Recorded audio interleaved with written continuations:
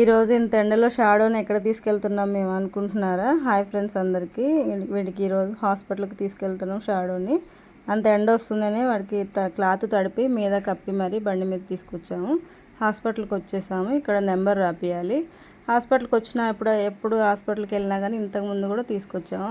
ఎప్పుడు వెళ్ళినా కానీ కింద అస్సలు దింపము వాడిని. వాళ్ళ డాడీ కింద అస్సలు దింపడు, ఎత్తుకొనే ఉంటాడు. ఎంతసేపు అయినా ఎత్తుకొనే నిలబడతాం, కానీ నేనైనా మా ఆయననే ఎత్తుకొని నిలబడతాం, కానీ అస్సలు దింపం కింద. ఎత్తుకుంటే ఉండట్లేదు చూసారా దిగాలని.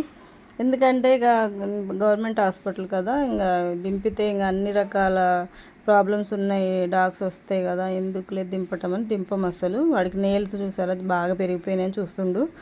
బాగా పెరిగిపోయినాయి, కుచ్చుతున్నాడు కూడా, రక్కేస్తున్నాడు. వాడు గోర్లు బాగా కుచ్చుకుంటున్నాయి మాకు.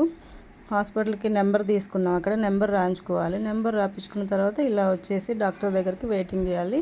ఇక్కడ అన్ని రకాల జంతువులు, డాగ్స్, పిల్లులు, కోళ్ళు, గేదెలు, ఆవులు అన్ని రకాలుగా అన్నీ తీసుకొస్తారు. ఇక్కడ చిన్న ఆవుని ఆటోలో ఎక్కించుకొని తీసుకెళ్తున్నారు. అయిపోయింది అనుకుంటా దానికి చెకప్ చేయడం, దాన్ని తీసుకెళ్తున్నారు. గేదెలు అవన్నీ కూడా వచ్చాయి. ఇక్కడ మనం నెంబర్ వచ్చే వరకు వెయిటింగ్ చేయాలి.